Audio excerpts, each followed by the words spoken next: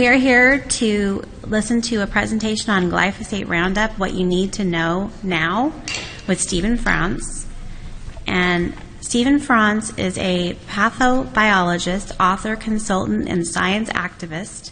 For many years, he has conducted advisory services and research regarding animals that carry diseases to people, their interactions with humans, and related pesticide toxicology.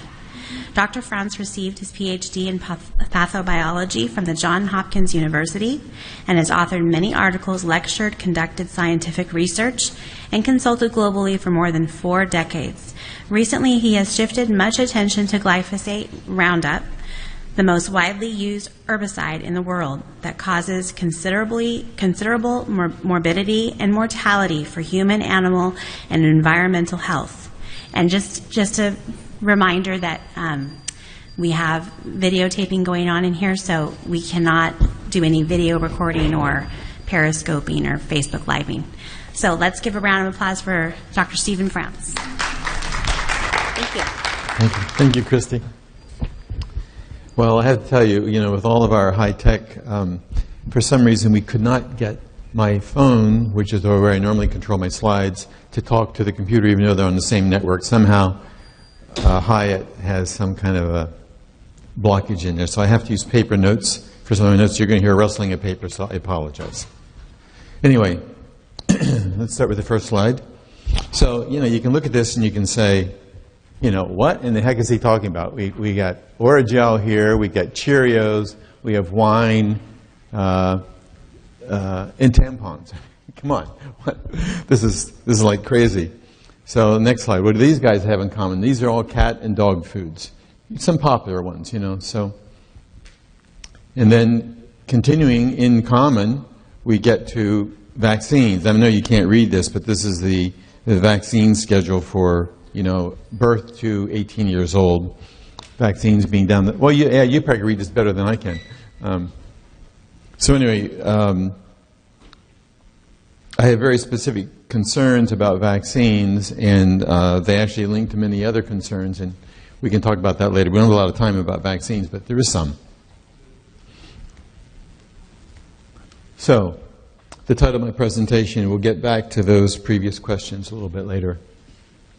Glyphosate RoundUp, what you need to know now. And there's so much, I tell you, in the last 2 years, so much has happened. It's like overwhelming. I can hardly keep up with the fire that's burning, so it's great. So glyphosate is just a synthetic amino acid. This molecule does not exist in nature. And it's fairly small. It's basically a glycine molecule that has a phosphoric acid group attached to it. So it's just a little bit bigger than glycine. Glycine is our smallest amino acid. And that's important because glycine goes everywhere in your body. And glyphosate is likely to follow. It's like Mary's little lamb, So the patents for glyphosate are, the original patent was a chelating agent, then an herbicide, antimicrobial, and we'll talk about each of those. It has many uses, and it has very rapid rise in usage, which has health consequences to follow. So a chelating agent is basically, it was developed to descale, to take the minerals out of steam pipes and boilers. And as a chelating agent, it functions the same way in soil. It takes minerals out of soil, so they deny the plants of those minerals. In our bodies, it chelates minerals out also and denies our bodies of those minerals. And this is a slide to show the green shows the control in this experiment. This is iron, manganese, and zinc in plants. And the orange or yellow shows what happens when the soil is treated with glyphosate. So you can see how it depletes the soil. And similarly, serum mineral deficiencies in humans and other animals have serious health consequences. This is off, isn't it? Mike? This one's off, right? Get that out of my way. Okay. So This is from my friend Stephanie Seneff. I mean, this is just an example of mineral imbalance. You have too much iron and too little manganese, and you get it tends to push us towards autism and Alzheimer's, and you reverse those two, and you get ADHD and Parkinson's. So mineral balance is extremely important. Herbicide, 1974. So it basically kills plants by disrupting the Shikimate pathway. Well, in the Shikimate pathway, what Monsanto has said for 40 years is that since humans don't have, animals don't have, mammals don't have the Shikimate pathway, it's perfectly safe. However, they failed to include the fact that our gut microbiome, all those bacteria that govern our bodies, our existence, all depend on the Shikimate pathway. So they've basically just been lying to us for 40 years. Big surprise. So glyphosate's a broad-spectrum herbicide.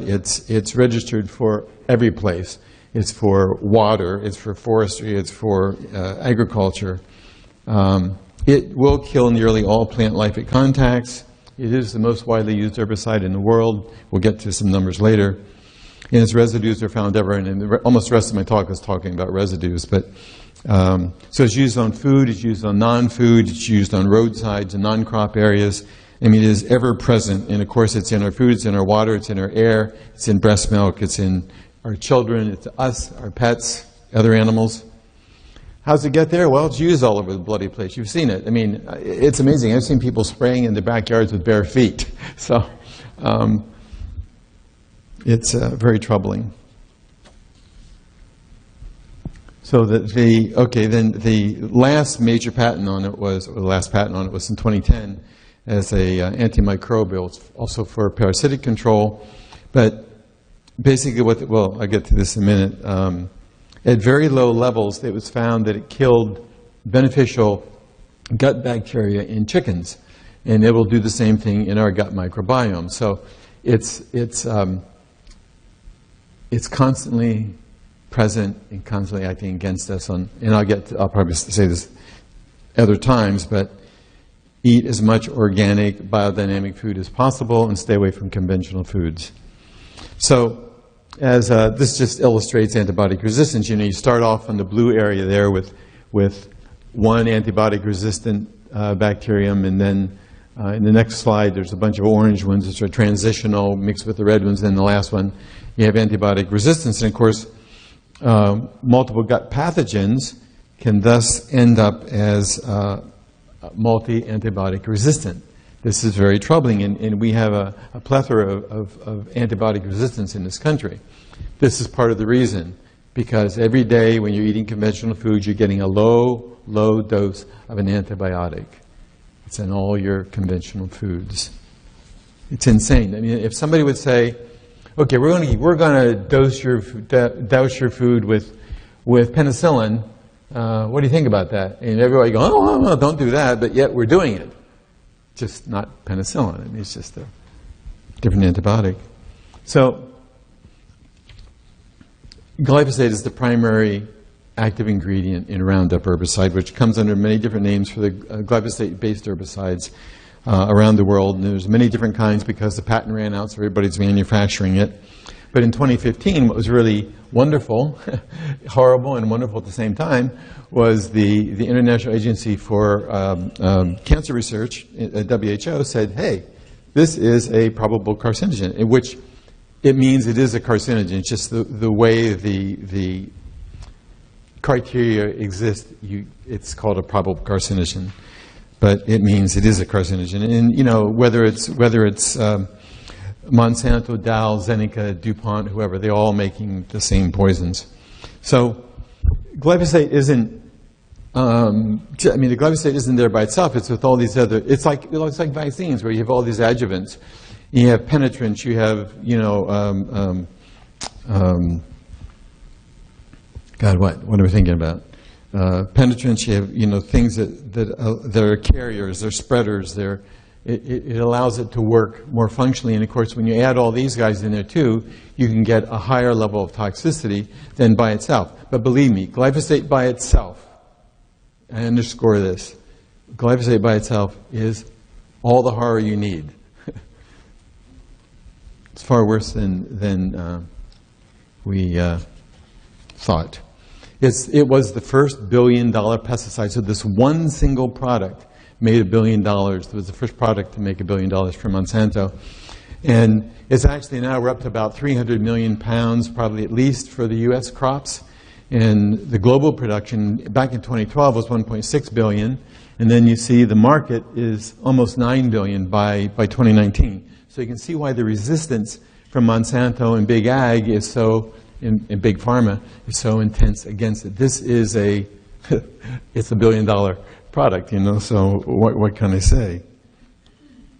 About 45% of that total usage is for Roundup Ready crops, which we'll talk about in a minute. So, yeah, so just looking at California, more than 10 million pounds of glyphosate-based herbicides are used. And non-crop usage is not reported, of course, because everybody can go to their hardware store and buy Roundup or some other glyphosate-based herbicide. So that's not reported, but they did a survey in Northern California in, 280 homes, I think, or something. Let me see. About 250 homes. 14% of them had at least one glyphosate-based herbicide in their garage or, you know, shed or whatever. So it's out there. That last figure up on the screen, roughly 194, this is 2013, 194 million pounds of pesticide active ingredient alone. Not looking at everything added to it, which greatly increases the volume and toxicity. That's for California, for croplands. So, some basics about glyphosate. Interferes with bacterial production of essential aromatic amino acids and some other amino acids too. And amino acids are the basis of our existence because it's the basis of proteins, and we live on proteins. We're just proteins, you know. So proteins are crucial to all biological functions and processes and so on. So and we all life depends on the same 20 amino acids. And the reason I stress this is because glyphosate disrupts the protein synthesis. And so if it's disrupting your amino acids, I mean, this is a very basic biological dysfunction. So the 20 amino acids, we have 9 essentials that can't be synthesized, 6 that if you're not sick you can synthesize, and 5 that you can get that can be synthesized. So we don't worry so much about them. But as a precursor to proteins, this is all very important, especially into collagen formation. We'll talk a little bit more about collagen in a minute, but glycine is an essential precursor to protein formation and very important as a neurotransmitter. So if you're messing with glycine, which we'll see it does, you're messing with your existence. So how does it damage us? Let's just go through the steps. I think on the right slide. Yeah. So the exposure, whether you eat it, whether you get it on your skin, whether you breathe it in, or you're injected in a contaminated vaccine. Yes, it's present in vaccines. So it goes in the stomach, the intestines, ends up in the bloodstream, where it constantly circulates for up to 2 weeks. In the bloodstream, lymphatic system, cerebral spinal fluid, it's got you covered. It goes wherever glycine would go. Which is all tissues, all cells. So it passes from the capillaries into the extracellular membrane, a matrix that surrounds every cell in the body. And the ECM is just a collection of extracellular molecules that add support and function to the surrounding cells. And actually the ECM manages the mitochondria in the cell, and the mitochondria in your cells kind of manage everything else. So it's like an interdependent system. So when you mess up with one, you're messing up with the other one. About 1% of that glycine that's around the ECM crosses the cell wall, molecule by molecule. It's a very slow process into the cell. Then once within the cell, your RNA, your ribonucleic acid, can randomly, mistakenly use that when it's forming a protein. So this is it's either misincorporated into the protein, actually misincorporated into the protein, or it binds to the protein. So these proteins are now malformed. These malformed proteins are then secreted out of the cell back into the ECM as collagens and other proteins. So now throughout the body, remember this is throughout your whole body, it's not just one place, it's throughout the body you have malformed proteins that participate in cell management and communication, tissue formation, structure, whatever. And it negatively affects all biology at a very fundamental level. So these proteins will not function as they were originally intended. And so think about this in terms of collagen. Collagen will go throughout your body, it's going wherever it's needed, whether it's into skin, muscle, tendons, cornea of your eye, whatever. But now, or structural with bone. But now the integrity and the functionality of that collagen is different. Or maybe think of it in a different way. Think of digestive enzymes being affected. So now that digestive enzyme no longer functions properly for digestion, so you don't have full digestion of the food. This leads to inflammation in the gut, and you know the rest of the story. So gut inflammation, cancer, or whatever. So it's incredible. I don't know how to stress this enough. People just don't. I've tried to think of some way of saying. I've said this to somebody earlier today. It's like, how can I say, express to people there's something that's killing all of you, all of us, and you don't know it. I mean, it's a very slow, insidious process. So, I guess that's the problem. It takes too long. I mean, if you're 25 years old and you're spraying it in fields every day in some field, probably by the time you're 35 or younger, you will die from some kidney disorder. But for the rest of us who are exposed slowly, we think, Stephanie Anthony and I were talking about this in May, I think it was, because all of a sudden I was seeing a rash of people who had knee replacement surgery, and they had hip replacement surgery. And so I said, it has to be connected, because as the collagen is affected, then that's affecting bone structure and all the ligaments and everything that's holding you together. It has to be affecting this. I mean, it's not the only contributor, granted, but it's probably a major contributor. And so what we have to look at are the hospital discharge rates to see how they correlate with the usage of glyphosate in major crops. So this slide mainly I just want to show that it inhibits cytochrome P450, and one of the major roles of cytochrome, the CYP functions, is to detoxify substances in your body, whether it comes from food or some environmental toxin. And so if you're inhibiting that, those toxins now have more reign, more effect on your body. So, we could talk about could go on all day about what glyphosate does, but it's like the monarch butterfly deaths in the Midwest. About 90% of the population has been knocked down because they use glyphosate to kill off the milkweed, and that's the primary diet of monarch butterflies. We think a lot of celiac disease and gluten intolerance is not really a genetic anomaly of that person as much as reacting to glyphosate. It's linked to many diseases. It kills amphibians. It goes on and on.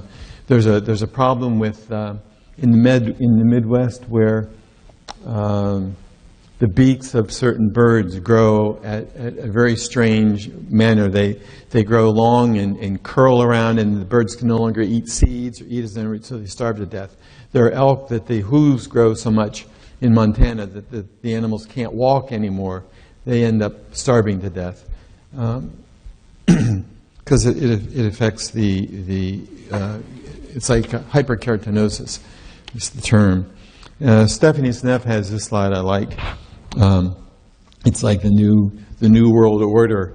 1 in 3 of our children are overweight. It goes on and on. 1 in 10 is ADHD, and so on. And I think her prediction is that by, I think it's roughly 2032, 50% of the children born will be diagnosed with Alzheimer's spectrum disorder. if we keep going at the same rate we're going in all these chemical, this particular chemical exposure. So coming back to the herbicide uses, I mean, that's only part of the story, because in 1996 they started allowing glyphosate. Well, they invented genetically engineered glyphosate-tolerant crops, so you can spray the crops to kill the weeds, but yet it doesn't harm the plant. But it does take out, it does make them nutritionally deficient. They don't talk about that. And then there's the pre-harvest desiccant. We'll talk about these right now. So of Roundup-ready crops, Roundup-ready soybeans were first, and now we have alfalfa, a primary food that's fed to cattle. Well, canola, corn, cotton, sorghum, and so on. We'll talk more about these in a second. And they're trying to get wheat.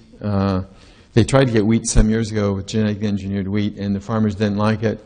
And so they're back at the drawing board. It'll probably come out any day. And you have to remember that, you know, because this is fed to the cattle and the other animals, like the alfalfa, this protein, this malformed protein, is very resistant to proteolysis. It doesn't break down. And so it ends up in whatever food, whether it's milk, whether it's cheese, whatever it is, it comes from the animals that are fed these contaminated products. This shows you the growth of Roundup Ready. Well, it's actually corn, soy, and cotton. And you can see that today, well, I don't know, what's last year? Well, it's only 2012 there, but by 2012, roughly 90% of all these crops in the United States are now Roundup Ready. So unless you're eating organic, you're eating them. I mean, it's that prevalent. Roundup Ready. Roundup Ready means that it's a genetically engineered crop that will allow it to be sprayed with glyphosate to kill the weeds during harvest and not hurt the plant. I mean, not hurt. It does hurt the plant. I mean, the plant survives, but it's nutritionally deficient because you've basically you've chelated some essential minerals out of the soil, and certain vitamins can't be formed, and so on, because you've killed off certain microorganisms. Does that cover it? Okay. The EPA now allows 50 times more glyphosates to be sprayed on corn than did in 1996. Now, back in 1996, they told you this level was safe. Now they tell you 50 times more is safe. And I'll get into this in a little bit. These standards of safety are mere administrative conveniences. It has nothing to do with science.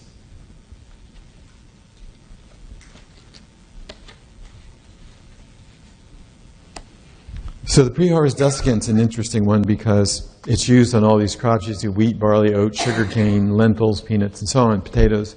Somebody reminded me when I was out in the exhibit hall that it was used on potatoes. I forgot. So what they do, as you're getting near harvest, up to about 2 weeks before harvest, they come and they spray it with glyphosate, which knocks down the weeds. At the same time, the plant says, oh my God, I'm dying. And so the plant produces a few more grains. But it's interesting that this is a systemic pesticide, this herbicide is systemic, and it really focuses on those grain berries. So as it turns, I'll show in another slide, the pre-harvest desiccant treated crops have more glyphosate in than even the GMO crops. I was surprised about that, but according to Canadian data, that's the way it is. And people have to remember, you can't wash this stuff out. It is systemic. So people say, well, I wash everything. It doesn't make any difference. It's in every cell in that plant that you're eating. This just reminds you that herbicides don't stay where they say. They spray them over here. Well, I'm not worried about it because they sprayed over there. Well, through runoff, through evaporation. You have evaporation and transpiration. It goes up into the clouds. It's part of the normal surface cycle of a water cycle. And then it comes in the Midwest, for sure, it comes back as rainfall. I don't know about here. I don't know if we've checked here. But certainly in the Midwest, you get glyphosate in the rain. So you can't escape it. Some plants, for some crops, they don't use glyphosate for weed control. So you can get a clean list. Back on the idea of pesticides moving around, besides that water cycle, just think of this. You know, when somebody's using a backpack sprayer, like up here, this guy using a backpack sprayer, well, you'll get a few feet of drift out of that, but this guy here, you can get a half a mile drift. So this is how organic crops and crops that aren't intended to be glyphosated, if you will, end up with glyphosate. So in some cases, they've now required buffer zones. If you're spraying, you have to have a buffer zone of so much distance between you and the neighboring farmer. So we have the premier pesticide data program through the USDA. It emphasizes those commodities that would be in infants and children to protect them, to assess dietary exposure, to give other agencies an idea of how to make informed decisions.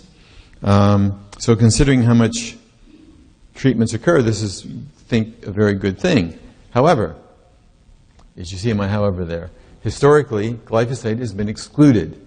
The most widely used herbicide in the world is excluded from their assessment. They don't look at it.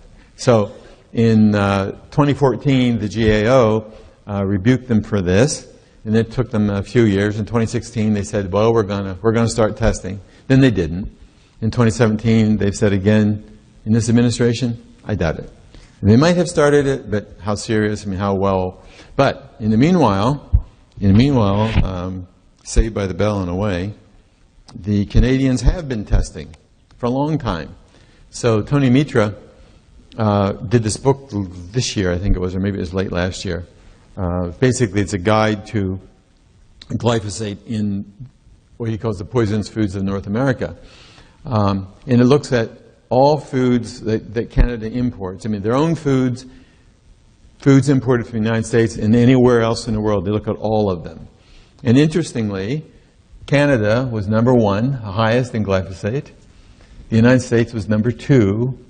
And at the very bottom was Mexico. Mexico had the cleanest, in terms of glyphosate. I'm talking about glyphosate. I don't know about other pesticides. But I just thought that was interesting. They tested about 8,000 foods, and that web address is where, I mean, it's a book. I think they charge like $9.95 for the book. If you want the online version that you can read on your computer or whatever, and then whenever he updates it, it's free. I mean, you don't pay again. It's just there. Well, yeah, because he was the one telling us about the pre-harvest desiccant being the highest. So they have a lot of data to look at. The antidote is organic and biodynamic food. I just saw something a couple days ago where somebody said they had this way of treating and they would get rid of the glyphosate and they had their data, but then we sent it to Anthony Samsel, and they weren't doing the right test. You have to do the carbon-14 or some analysis to know that it's not there. And they were getting false negatives, basically. So if you don't do all the analysis correctly, you end up with a lot of false negatives. But so as I said before, standards do exist. I put quotes on the term standards, but they're really meaningless. And the way they're meaningless is because they make these things up.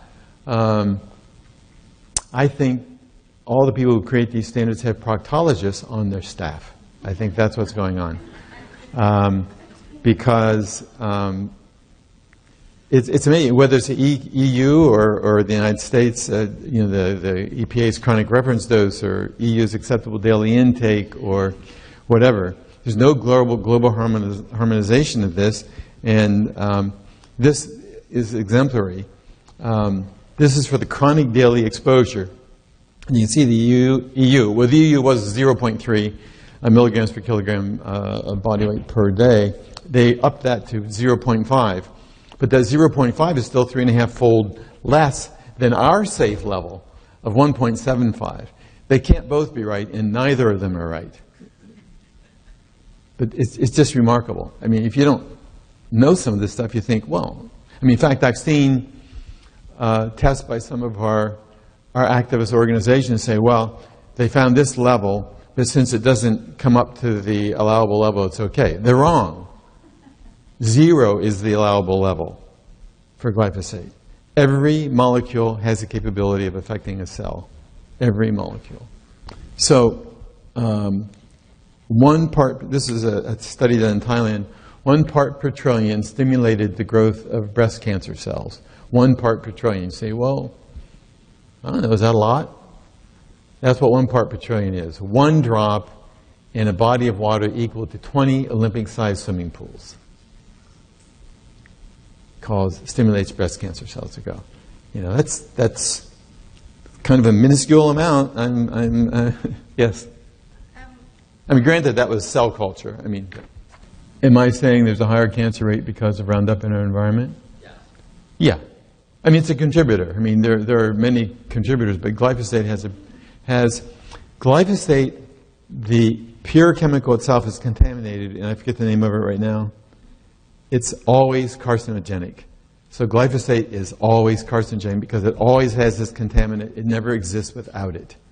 Nobody talks about it, but we know it's there. So, coming back, let's go back and visit those foods. Here now I'm showing the amounts in those foods that I had in my original slides. Now remember, now these are all in parts per billion. 1 part per billion is 1,000 parts per trillion. So, and 1 part per trillion stimulated breast cancer cells to grow. And I mean, I don't know how we cross the paths of what does what, where, when, and how, but it's seemingly a lot to me. I mean, look at Cheerios. I mean, how many parents feed their babies Cheerios? I mean, you know, it's like these little food for them to chew on and keeps them happy. You're poisoning them with conventional Cheerios. In the oral gel, and it's okay. The slide here with tampons. That was a study done in Argentina. They found that because 80 to 90% of the cotton is GMO cotton, they found it in tampons. They found it in sterile gauze. They found it in all these cotton products. Nobody's looked at cotton clothing yet, which I wish somebody would do. I'm really eager to see that. But I use this example, say you have skin cancer, and they excise it, you know, and they put something on there to make you feel, or to heal it up. Then they put sterile gauze on that's contaminated with a carcinogen. Something's wrong with this picture. I'm sorry. It is just this is a crazy world we live in. My answer here. Yes, there are. There are organic cotton balls. I don't eat, I don't buy tampons, obviously, but I eat cotton balls. Yeah, I was really happy. I was in, I think it was Sprouts or something I don't know if you have Sprouts up here, but in LA, and they had organic cotton balls. So anyway, so then let's go to what's the leading cause of death in dogs in the United States? It's cancer. And I had, actually part of my work was stimulated because I had an English Mastiff, my size, literally my size and weight, who died of bone cancer. And so I dedicate in my brain a lot of my, my work to her. Horrible disease. And now I only feed my animals organic, which I don't know how contaminated it is. I wish I did know. But it's a start. And the reason all these foods are contaminated is because whether it's animal source material in there, if it's animal source material that's in there, to come from animals that they're feeding alfalfa, conventional GMO alfalfa or some other foods, whether it's the grain-free, still, they're all sourcing, almost all these companies source from the same group of companies. They're all contaminated with glyphosate, except the organics. In fact, I go to places like Petco, and when we found it in the pet foods, Anthony and Stephanie reported on this, I don't know, 2014 or whatever year it's on here, 2015. I said, you guys better start getting more organics because people are going to stop. Of course, you can't get the information out, so people stop buying, but we need to tell people to feed your animals organic. It's more expensive, But if you love your animals. And then, of course, this slide, injecting it into our kids. This was reported, was in Honeycutt had a first report on this, but then Anthony Samsel and Stephanie had a paper that was peer-reviewed.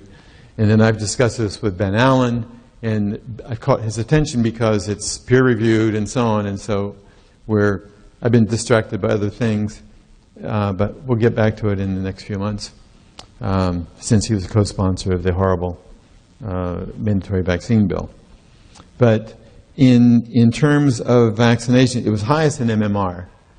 I mean, you can't read the data here, but it's like 2.9 to 3.74 parts per billion. And remember that 1 part per billion caused breast cancer cells to proliferate. So, and they Anthony and Stephanie only tested, half a dozen of the vaccines, but it was in a lot of them. I mean, it is in a lot. Almost any of the vaccines that have animal products or they have gelatin in. And gelatin is widely used because it's a stabilizer and so on, and that gelatin comes from animals that have been fed GMO crops. So the glyphosate comes right along with it. It's just like that's why glyphosate, gelatin is the reason, and other animal products, but the reason the glyphosate back there, a few slides, was in the beer and wine, because gelatin is used as a clearing agent in the latter part of manufacturing those materials to clarify them. And so the gelatin, the glyphosate leaves the gelatin and stays in the alcohol, and the other stuff precipitates out. So you end up with glyphosate in the beer and wine. And this really upset, in 2015, really upset the German beer industry, because they found, here's an industry that's 500-year-old history of pure water, pure hops, and all of a sudden they got glyphosate. Glyphosate, they had to change things. So I don't know what they've done. But anyway, I was just trying to give you some background on why it's there. So on that front of the vaccine, on the exhibit table out there, I have a petition. I also have one here. And you can see what I say there. The petition is to require vaccine manufacturers to remove all additives, excipients, contaminants, or other ingredients from the vaccine supply that are linked to unintended consequences. This is a step in a longer process that I don't talk about, but it's an important step. And Stephanie and Anthony and I have co-authored a letter to Ben Allen, and he knows this is coming. And so I appreciate everybody to sign the petition, either here, out on the table in the exhibit hall. It's basically called Clean Up the Vaccine Supply. Did you also attempt to reach out to Senator Richard Pan, or did he run away from you? We won't talk to Richard. Even Ben considers himself having been misled by Pan. So Pan, I think Pan is a sociopath, but I shouldn't say that on. I shouldn't say that on. I have problems with Pan. Let's put it that way. So, again, I'm talking about residues, because residues is what rules us in this subject. So, after when WHO said glyphosate is a carcinogen, then I wrote an article, and other people, and we encouraged the California Department of the EPA, or pesticide regulation, to add it to Prop 65. So immediately, Monsanto sued and said, you can't do that, you don't know enough, blah, blah, blah. So after a year-long battle, Bobby Kennedy and Michael Baum won that lawsuit, and we were so happy. As you see, that was in the newspaper. But then in June, WEHA, the Office of Environmental Health Hazard Assessment, part of the EPA, California EPA, proposed what they call a no significant risk level at 1,100 micrograms per kilogram of body weight per day. Now that is 1.1. I have all those translations up there because in my mind, I have trouble with this. 1,100 micrograms is the same as 1,100 parts per billion, the same as 1.1 parts per trillion, the same as 1.1 milligram. But that 1.1 part per trillion, remember, 1 part per trillion stimulated breast cell cancer code. That's why I have it there. So you can relate this to the big world. So they proposed that, so we had a hearing back in early June. And we just said this was totally unacceptable. It was interesting because Monsanto was there, and Monsanto's attorneys are saying, we should be able to use as much glyphosate as you want because it doesn't do any harm to anybody. Unlimited amounts should be allowed in all the food, etc. I couldn't believe these people. It's just, I mean, I don't know how they sleep at night. It's just beyond my, the way my brain works, I guess. Anyway, so, well, it's unacceptable for a number of reasons. One, I don't think I even mentioned it here. The data they used was a very limited set of data to do that assessment. They just bypassed a whole lot of independent science that said otherwise. And so that's one. Also, they look at it as if it's a monotonic toxicity. In other words, the more you give, the greater the toxicity. That's not the way it works. It works more like a hormone disruptor.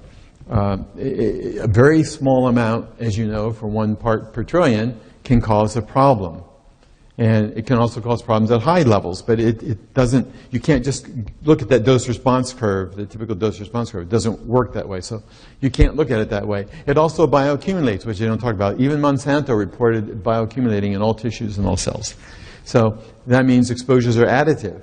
So you're trying to figure out what is going to be the amount you're going to allow per kilogram of body weight per day. I mean, a child, I think Zen had a slide on this at some presentation I was at, where a child has orange juice, and then we know on some of the studies how much glyphosate's in the orange juice. Then they had their oatmeal. Oatmeal's loaded because it's oats and it's pre-harvest desiccant. An egg, and most eggs are loaded because what they feed the non-organic chickens, It goes on and on. By the time the child leaves breakfast, it's got more than 1,100 micrograms already. And the kid only weighs a few kilograms. So it doesn't make it, there's no way no way to protect yourself. I think that's the point. If you can't protect yourself, does it make any sense to have there's no significant risk level? So, and also, as I've said repeatedly, glyphosate damages to cellular level. Any of it does harm.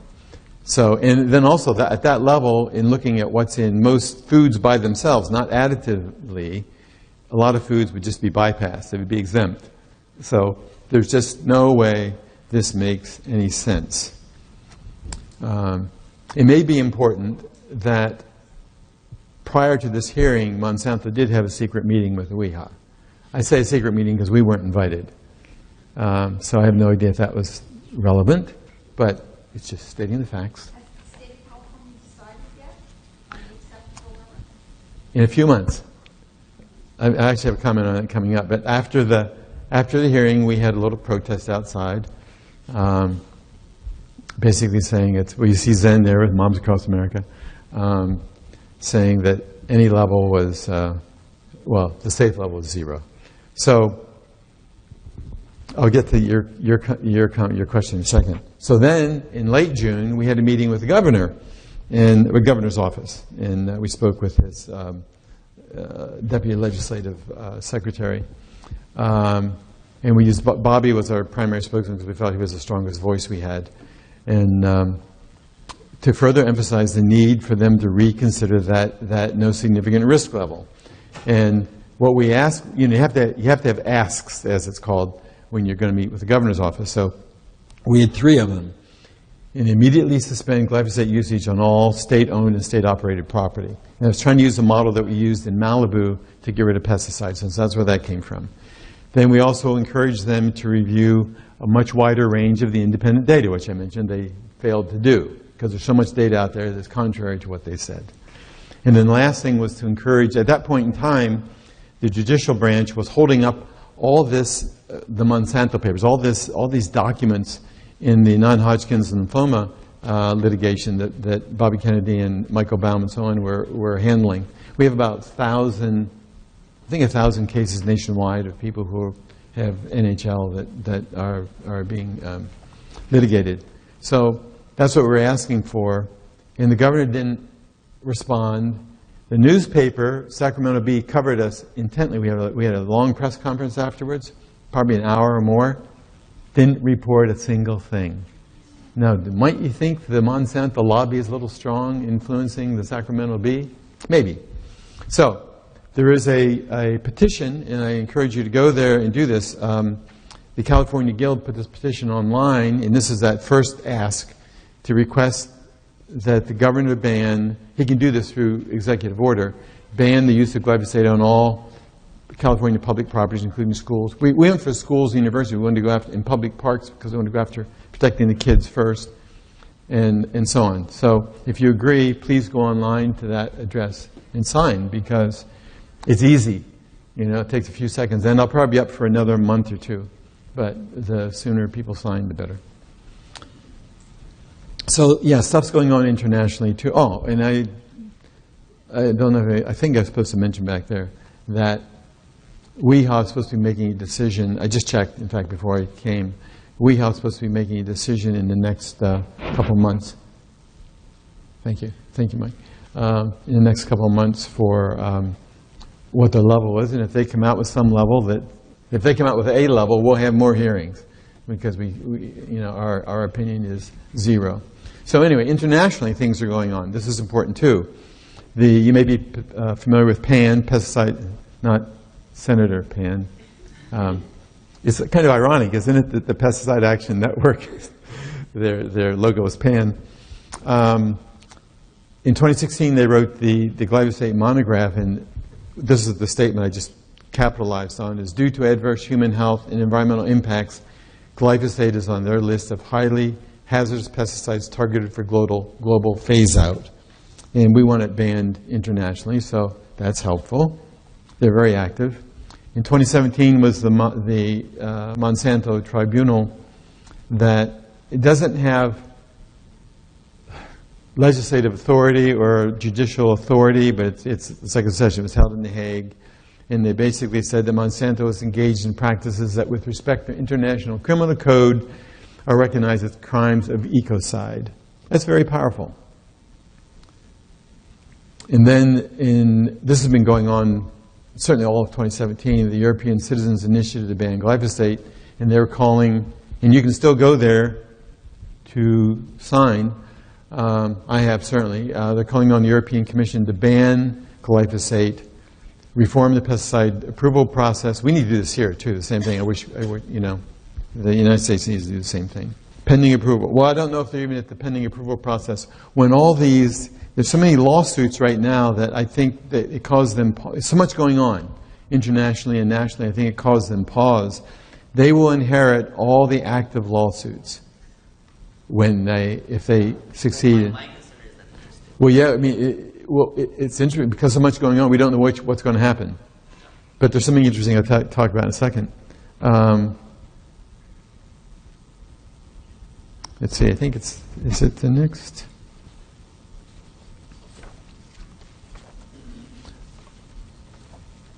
Yes. Something funny happened on the way to the expo. For real. This happened last night. Monsanto has now been banned from lobbying in the European Parliament. They can't go into meetings. They can't be in the building. They can't do squat. And I just wish, and the reason is because the Parliament had a hearing and they wanted to investigate them interfering with parliamentary procedures to regulate glyphosate. And Monsanto basically said, you don't know enough, you're not the right forum, we're not coming. So Parliament said, how do I say it in a nice way? Stuff it. And you can't come to play anymore. So I just wish that the California legislature and the Congress would have the courage to do the same kind of thing. This is big money. This is really big money. I was so happy last night when I got this. Or actually the night before last, but I was on my way here because so we need things like that to happen. So it's been, so I'm going to get more, I mean, so a lot is happening. I mean, the title of my talk is What You Can Do Now. I mean, this is all about, I mean, besides understanding it's a bad thing, there's things happening that I think it's important to know about. So a lot of this started I met with Ted Lieu, Congressman Lieu, in October, November 2015, and explained to him that we need to get rid of glyphosate because glyphosate was coming up to be re-registered with the EPA. And about a half hour into the conversation, he said, "We need to talk to the EPA." And by the end of the meeting, he asked me to get a group of scientists together to go to Washington to talk to the EPA and to talk to the congressional delegation about glyphosate and the harmful impacts of glyphosate on health, the climate crisis. It affects all these things. We didn't have time to talk about all this, but it's associated with Zika virus. Anyway, all the necessary actions to protect humans and animals. So that was in June of 2016. This was the party. And basically he was saying, I mean, this was the invitation. He's saying that they wish to brief congressional staff and EPA scientists on the harmful effects of glyphosate and necessary action needed to protect the public, animals, and the environment. And then we had a Q&A meeting afterwards. And that was our group right after the congressional hearing, I believe. You see, I mean, for those of you who know, I mean, Stephanie Sneff and Zen is over here next to me. And this is from Beyond Pesticides. We've been very active in this also. So while that meeting, the meeting that followed this particular meeting, this was the Congress, and then the next meeting was with the EPA, and while they responded as any active wooden post would respond, and that wasn't very helpful, but it did cement our determination to make things happen. And then, a mere 9 months later, Ted Lieu did this press release, and the important part of the press release, two important parts, or one is he said consumers should immediately stop using Roundup. This is powerful. This is coming from a U.S. congressman telling the nation, or telling the world, stop using this bloody product. That's very big, and we thank Ted immensely for that. He also said that we need a DOJ investigation, Department of Justice investigation to look into potential misconduct and so on. So that was 9 months after that June meeting, and I work with Ted on a fairly regular basis. I think I have some influence. I mean, I see him, and I'm a pain in the butt, I'm sure. But then, on May 31st, after he had requested it, the EPA's Office of Inspector General requested their Inspector General of Investigations to conduct an inquiry into several agency-related, review-related matters. This had to do with collusion between Monsanto, EPA administrators, some other administrators in other parts of the government. So this is, I mean, I don't know what's happened yet, but the fact that it's ongoing, and I question in this administration how hard that's going to be pushed, but we'll see. And then meanwhile, from the non-Hodgkin's lymphoma litigation, we had a whole bunch of papers released, the Monsanto secret documents. You can go online and study these. It's incredible. I mean, you go in there, it makes you sick, because we have the emails, you know, where this head administrator to EPA is saying, if I can keep all this health and safety data hidden, I should get a medal for this. Stuff like that. So the degree of collusion is horrific. And they were challenged about releasing these, but they went through all Michael Baum and Bobby Kennedy and so on. They went through they did this all very legally, and basically they told Monsanto, we're going to release this unless you do such and such or complain. They had to respond in some ways. They chose to not respond in any way. It was released, and it's like, whoa, wait, why'd you do this? Well, they did it all legally. So it's kind of, I kind of look at this, what the EU just did in the Parliament. It's kind of a similar thing, except in this case they're just releasing the actual papers. So I'll go through this part quickly. I'm wrapping up. I think I'm probably close to my time. So it is an antimicrobial. It disrupts the Shikimata pathway and of our gut microbiome.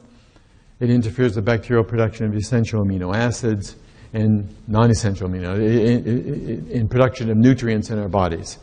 And when these amino acids are when you create defective proteins, you create a whole lot of problems with it. So, I mean, it results in cell death and non-predictable disease outcomes.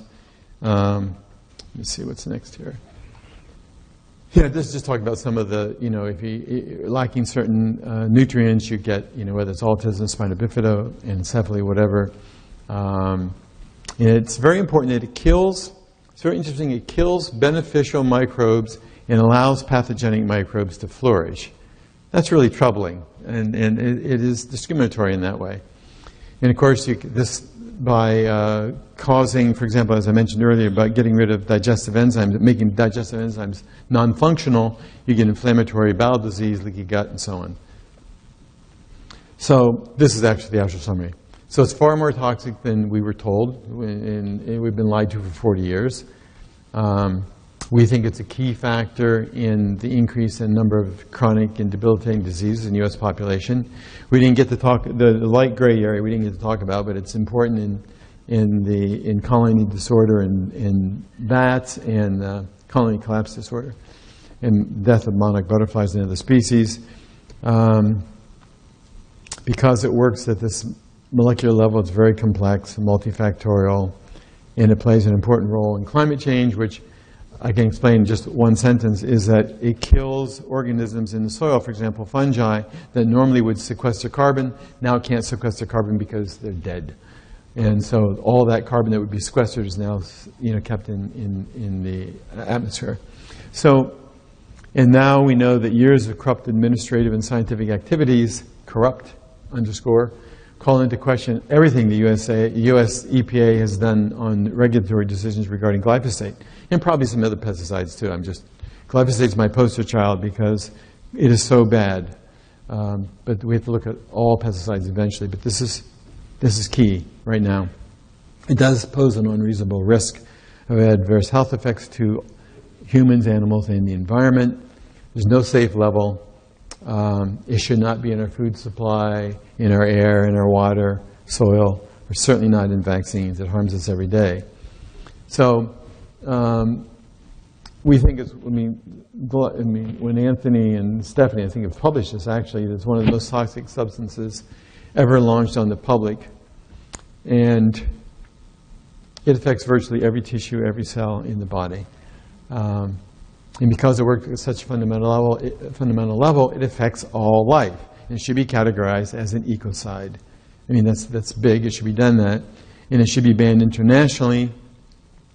And we need to engage in regenerative, organic, and biodynamic agricultural methods. When I had the group in Washington, we actually had farmers there who do this and who've studied this.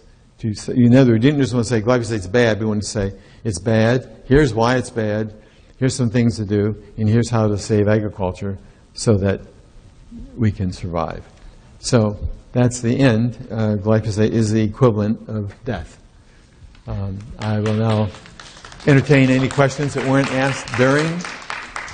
What's the half-life of Roundup in the soil? Do we know, or glyphosate in the soil? Do we know? It depends on what's in the soil. It depends on moisture.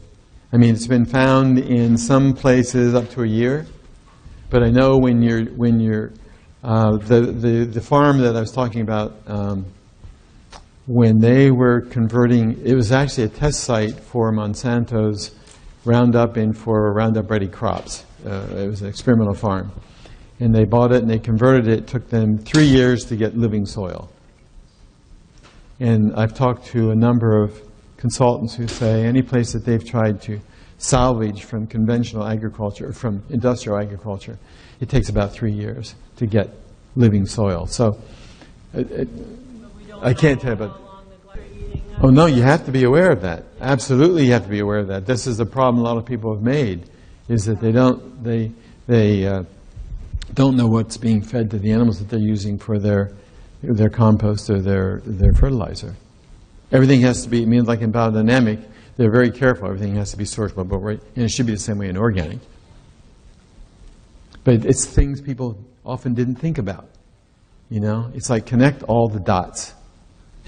As of July, it's on Prop 65. It is. But it takes about a year before they have to before the manufacturers have to start labeling it.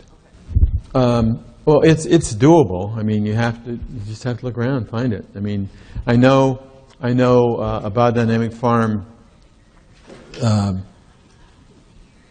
near me near LA, and they have chickens, but their chickens aren't biodynamic because they haven't been able to find feed without the synthetic. I forget which amino acid. Synthetic amino acid included in most chicken feed, and they haven't been able to find it. They know it exists, but they can't get it easily. So until they get that, they can't be biodynamic for their eggs. They can only be organic. Because it's allowed in organic standards. It's not allowed in biodynamic standards. Biodynamic standards are higher. But you just have to go online, find somebody who talks about their organic.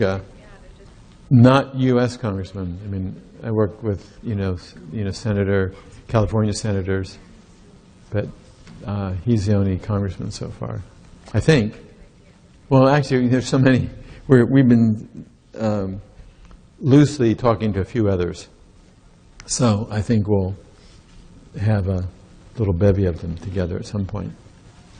But Ted's been really good in supporting us on this issue. Now, I don't know how much pressure has been put on him, but these statements he's been making are pretty strong statements. So I suspect that his next run for office will have a big pushback from Big Ag.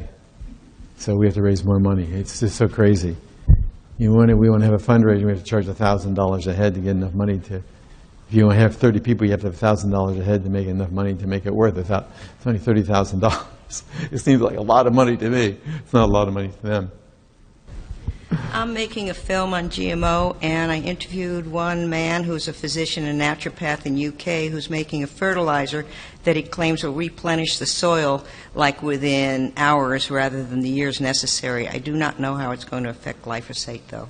His name is Michael Ash.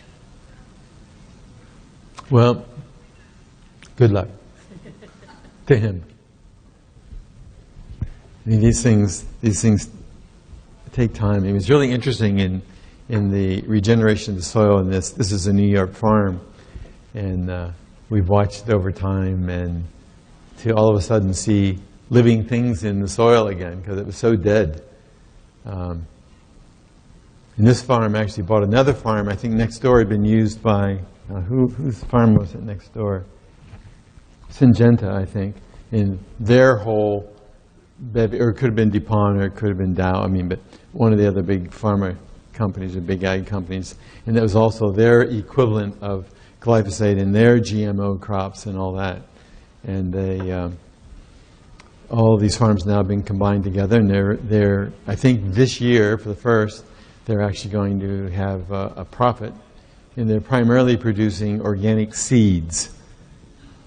So we have an organic seed supply, which is a good starting place. But they do regenerative, I call it regenerative organic agriculture. But I just want to say thanks to your work for getting glyphosate listed on the Prop 65 list. The Fluoride Action Network has stated that they're going to help get fluoride listed as well. They're going to start working on that because it causes the same kind of things, tumors, et cetera, that Roundup does. So thank you. Thank you.